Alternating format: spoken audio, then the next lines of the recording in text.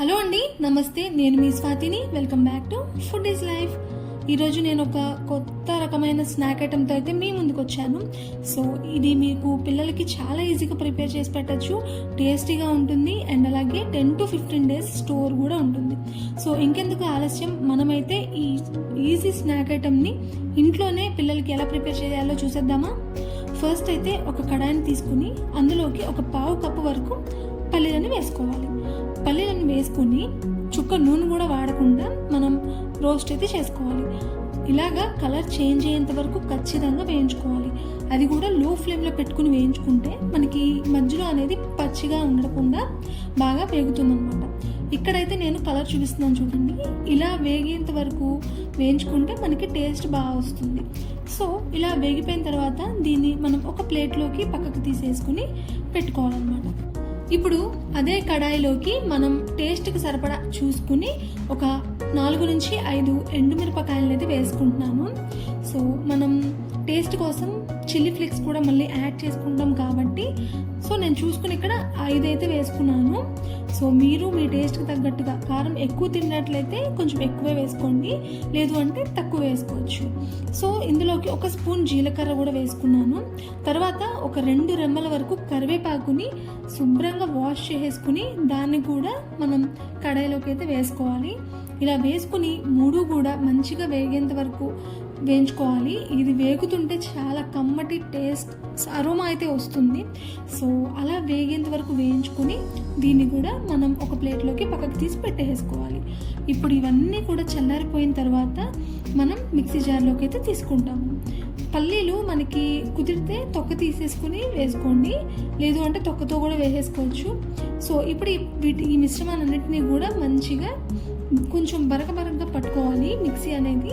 So ఇక్కడ నేను చూపిస్తున్నాను చూడండి, కొంచెం బరకగా పట్టుకుంటే తినేటప్పుడు మనకి మధ్యలో తగులుతూ చాలా బాగుంటుంది. సో ఇప్పుడు దీన్ని ఒక బౌల్లోకి తీసుకున్నాము.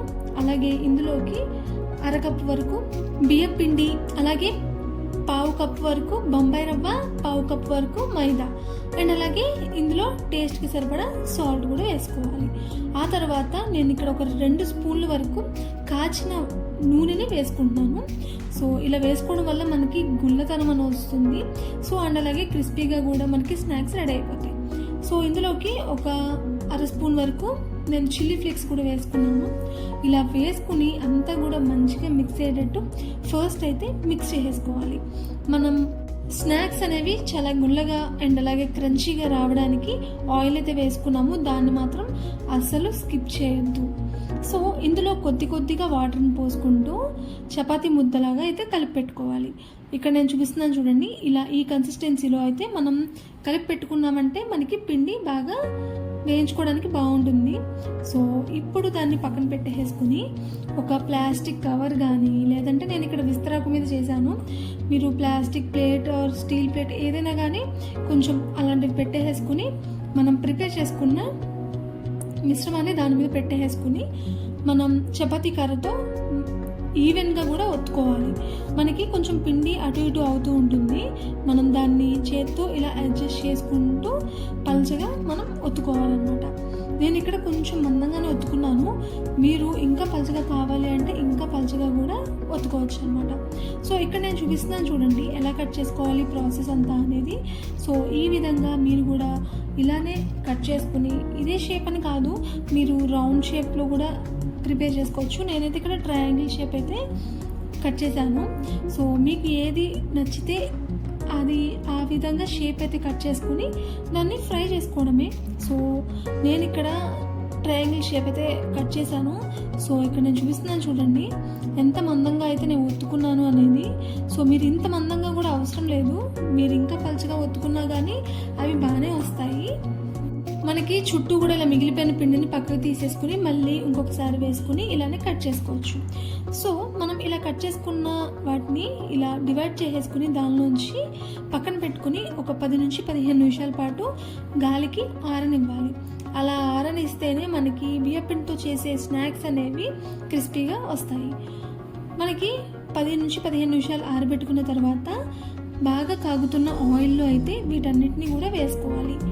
ఇలా వేసుకున్న తర్వాత స్టవ్ అనేది లో ఫ్లేమ్లో పెట్టుకుని వేయించుకోవాలి. ఫస్ట్ అయితే మనకి హై ఫ్లేమ్లో పెట్టుకోవాలి. హై ఫ్లేమ్లో పెట్టుకుని ఇవన్నీ కూడా వేసేసుకున్న తర్వాత అప్పుడు స్టవ్ అనేది లో ఫ్లేమ్లోకి మార్చుకోవాలి. అప్పటి వరకు మనం హై ఫ్లేమ్లో పెట్టుకుని బాగా కాగుతున్న ఆయిల్లోనే వీటిని వేసుకోవాలి. వేసుకున్న తర్వాత కూడా మనం వెంటనే కనిపించకుండా ఒక 2 minutes ఆగి వీటిని వేయించుకోవాలన్నమాట. ఇవి చాలా క్రిస్పీగా ఉంటాయి. 10 to 15 days ఖచ్చితంగా స్టోర్ ఉంటాయి. మీరు ఇలా వేగిపోయిన తర్వాత మాత్రం ఒక గట్టిగా మూత ఉన్న డబ్బాలో పెట్టేసుకున్నారనుకోండి, మీకు చక్కగా క్రిస్పీగా స్నాక్స్ అయితే రెడీ అయిపోయాయి.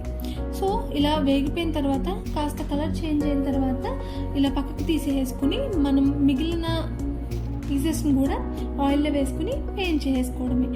మీకు ఎప్పుడైనా సరే బియ్యపిండితో చేసే స్నాక్స్ అనేవి 2 times డీప్ ఫ్రై చేస్తే వాటి క్రిస్పీనెస్ చాలా బాగా ఉంటుంది. ఇక్కడ మనం కూడా 2 times అయితే డీప్ ఫ్రై చేసుకోబోతున్నాము. సో మీరు కూడా ఒకసారి ఇలా ట్రై చేయండి. మీకు కూడా ఖచ్చితంగా ఇలా 2 times చేసుకుంటే క్రిస్పీగా వస్తాయనేది అయితే మీకు తెలుస్తుంది అనమాట. చూసారా, చాలా ఈజీగా అయిపోతుంది ఈ స్నాక్ అయితే. సో మనకి స్టోర్ కూడా ఉంటుంది కాబట్టి ఎప్పుడైనా పిల్లలకి కూడా పెట్టాలి అన్నా కానీ మనం ఈజీగా పెట్టేసేయచ్చు. ఇప్పుడు మనం ఇలా వేయించుకుని పక్కన పెట్టుకున్నవన్నిటినీ కూడా మళ్ళీ కూడా ఒకసారి ఆయిల్లో వేసి మనం ఫ్రై చేయబోతున్నాము. సో దానికోసం అన్నీ కూడా నేను ఇక్కడ ఆయిల్లో అయితే వేసేసాను. ఆయిల్లో వేసి మరొకసారి 2 minutes పాటు హై ఫ్లేమ్ మీద వేయించేసుకున్నాం అనుకోండి, చాలా క్రిస్పీగా బాగుంటాయి అన్నమాట ఈ స్నాక్స్. సో ఇలా ఈ టిప్ అయితే ఒక్కసారి మీరు ట్రై చేయండి, మీకు కూడా ఖచ్చితంగా బాగా వస్తాయన్నమాట. సో ఎప్పుడైనా గుర్తుంచుకోండి, ఇలా 2 times ఫ్రై చేస్తే క్రిస్పీగా వస్తాయన్నమాట. సో ఇలాగ వేయించేసుకున్నవన్నీ కూడా ఒక బౌల్లోకి తీసుకున్నాను. సో చూడండి ఎంత క్రిస్పీగా, ఎంత డెలిషియస్గా ఉంది చూడడానికే. సో పైన కొంచెం చాట్ మసాలా అయితే వేసుకున్నాను.